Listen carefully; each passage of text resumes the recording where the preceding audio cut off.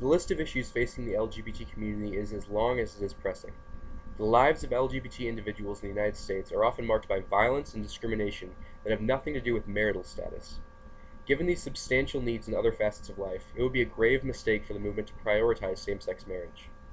I will begin by advancing two independent arguments against the proposition. First, marriage is not the most pressing issue facing LGBT people in America. Every day, LGBT people are denied employment on the basis of discrimination alone. This makes supporting themselves and their families extremely difficult.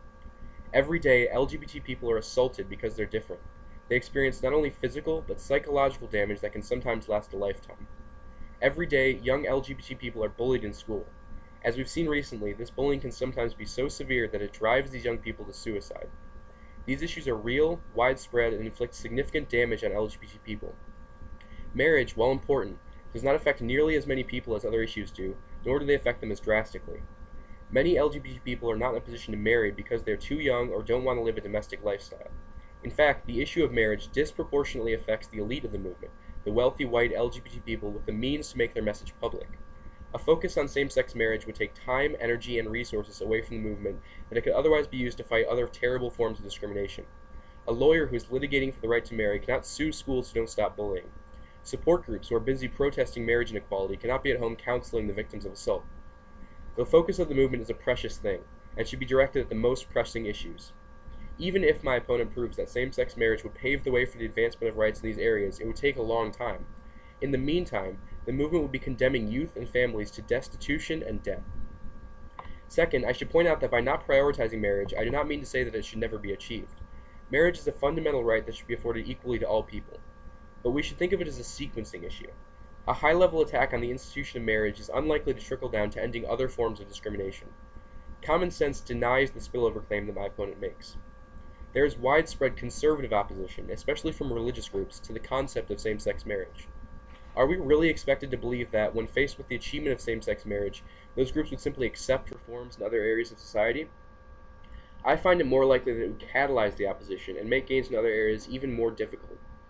To be clear, I do not believe that we should base our decisions on a strategy of appeasing homophobes, but it seems prudent to think that we should begin our efforts with smaller reforms and work our way upwards to achieve our goals, rather than beginning by prioritizing the biggest issues that we can. By challenging discrimination on the day-to-day level in areas such as bullying, violence, and employment, the movement can slowly change cultural attitudes surrounding LGBT people.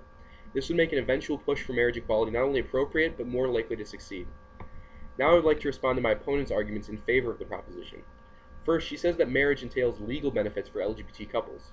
While this is true, those benefits don't even come close to the benefits that would be accrued from ending employment discrimination or violence. It's true that LGBT people would have access to their spouse's insurance or pension, or be able to make medical decisions for them. But those gains pale in comparison to the gains that would be made if employment discrimination or violence was ended. LGBT couples would be able to regain their livelihood and live a normal life without worrying about being in poverty. LGBT kids could go to school without worrying about being harassed, and therefore may not commit suicide. The comparison isn't even close. Second, she says that the formal recognition of the LGBT lifestyle would help integrate LGBT people into society.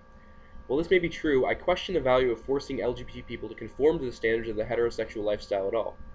By saying that the only way the LGBT lifestyle can be seen as acceptable is by making them the same as the heterosexual lifestyle, you assimilate LGBT people into the dominant mode of thinking and erase the differences that make them special. This would be damaging to the LGBT movement. It would create an expectation that LGBT people should conform in other aspects of life, and LGBT people who do not want to act like a heterosexual couple would continue to be marginalized. The LGBT community should celebrate its difference, not seek to whitewash them through inclusion in heteronormative structures. Finally, she says that the achievement of same-sex marriage would signal an acceptance of the LGBT lifestyle that would spill over into other rights. I've already made the arguments that same-sex marriage would create a conservative backlash that would make the achievement of other rights more difficult, and that assimilating LGBT culture would marginalize those that don't conform. Both of those arguments answer her claim here. But in addition, I believe the historical record shows that legal achievements don't translate to the end of cultural discrimination. A comparison to the civil rights movement of the 1950s and 60s seems apt in this instance. During that time, racial minorities were facing discrimination and violence on a daily basis. The leaders of the movement decided that the most prudent strategy to resolve this was to push for legal action to end de jure discrimination, hoping that it would create the world of racial peace that Dr. Martin Luther King Jr. famously dreamed of. They met this goal with the decision in Brown v. Board of Education, which ruled that segregation was unconstitutional, as well as the passage of the Civil Rights Act, which banned government discrimination based on race, sex, religion, or national origin in a variety of areas. But these legal victories did little to end the racism that is still endemic to American culture to this day. From this historical example, we can see that a legal victory for the LGBT community would not cure the wide-ranging discrimination that those people face daily. For those reasons, I ask that you negate.